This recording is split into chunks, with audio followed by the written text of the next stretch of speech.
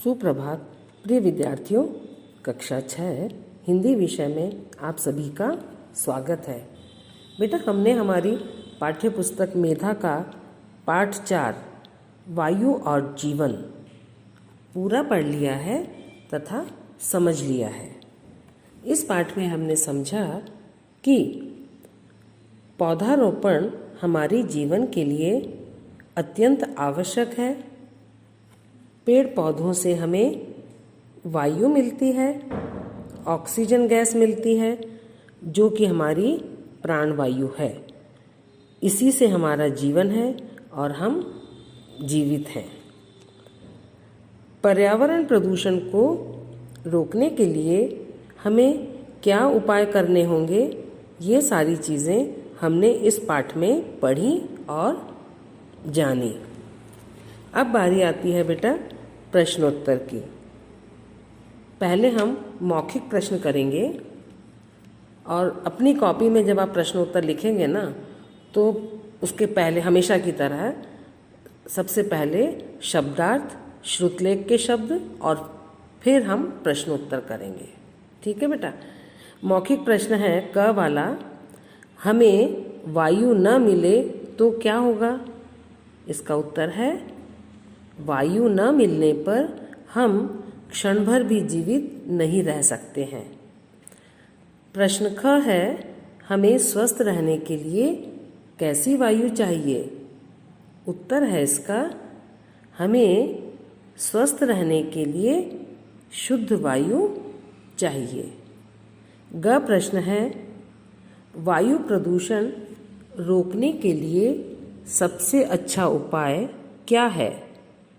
उत्तर है इसका, वायु प्रदूषण रोकने के लिए सबसे अच्छा उपाय है अधिक से अधिक पेड़ पौधे लगाए जाएं, क्योंकि ये वायु को शुद्ध रखते हैं। अब है हमारा प्रश्न 2 लिखित वाला, है ना। लिखित प्रश्नोत्तर हमारे क वाला प्रश्न है, वायु हमारे लिए क्यों ज़रूरी है? उत्तर है इसका, वायु हमारे लिए इसलिए ज़रूरी है क्योंकि इसके अभाव में हम क्षण भर भी जीवित नहीं रह सकते।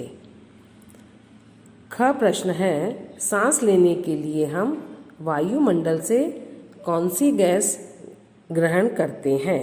उत्तर है इसका, सांस लेने के लिए हम वायुमंडल से ऑक्सीजन ग्रहण करते हैं। सही बात है, शुरू से पढ़ते आ रहे हैं। ऑक्सीजन हमारी प्राणवायु है और हम सांस लेने के लिए ऑक्सीजन गैस को ग्रहण करते हैं, जो कि पेड़ पौधे छोड़ते हैं। ग प्रश्न है, शुद्ध वायु हमारे शरीर को किस प्रकार फायदा पहुंचाती है? इसका उत्तर है बेटा, शुद्ध वायु हमारे शरीर में रक्त की सफाई करती है, सभी अंगों को क्रियाशील बनाती है, शारीरिक वृद्धि में सहायता करती है एवं शरीर को बीमारियों से बचाती है।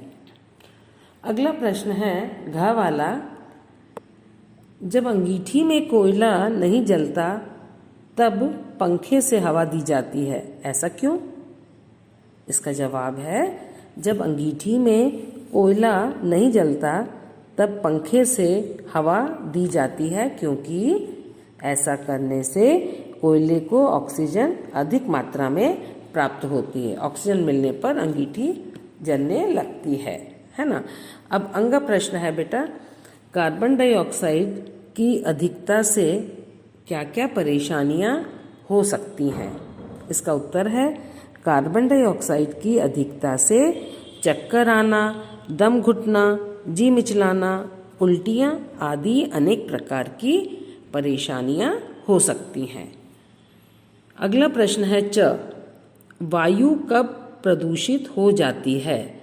इसका उत्तर है बेटा, जब वायु में ऑक्सीजन की मात्रा कम हो जाती है और कार्बन डाइऑक्साइड की मात्रा बढ़ जाती है या कुछ अन्य जहरीली गैसें हवा में मिल जाती हैं, तो वायु प्रदूषित हो जाती है। अगला प्रश्न है 6, वायु प्रदूषण के लिए लेखक ने कौन कौन से उपाय सुझाए हैं? इसका उत्तर है, वायु प्रदूषण रोकने के लिए लेखक ने उपाय सुझाए हैं।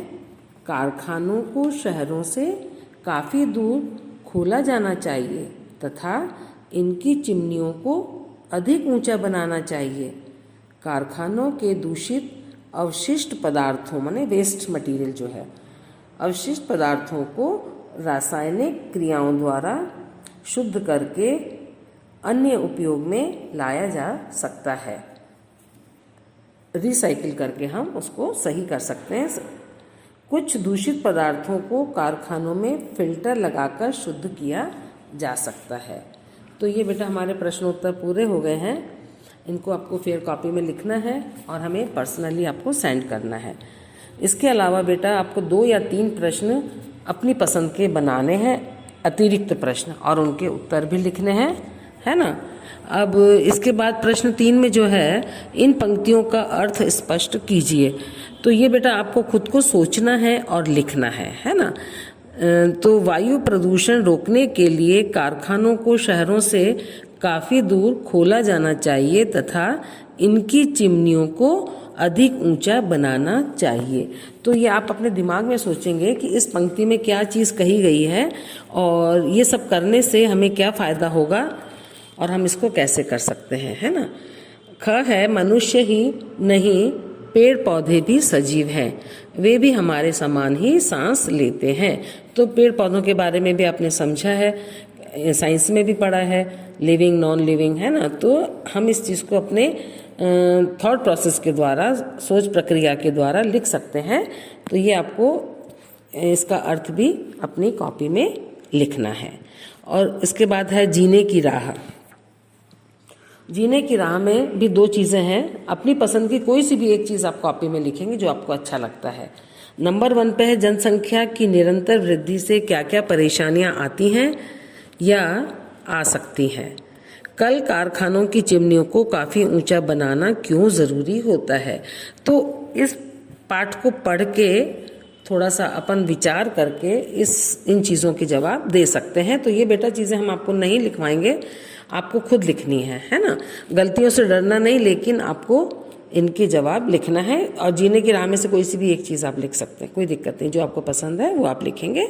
और हमारा जो कार्य होगा, शुरुआत होगी शब्दार्थ और श्रुतलेख के शब्दों से और अंत होगा एक जीने की राह और कोई भी एक कलरफुल पिक्चर आप उसमें बना सकते हैं पर्यावरण से संबंधित। ये आपका गृह कार्य है बेटा। गृह कार्य में आपको अतिरिक्त प्रश्न और उनके उत्तर भी लिखने हैं और ये 2 चीज़ें सोच के लिखनी है। आज की कक्षा हमारी यहीं समाप्त होती है। धन्यवाद।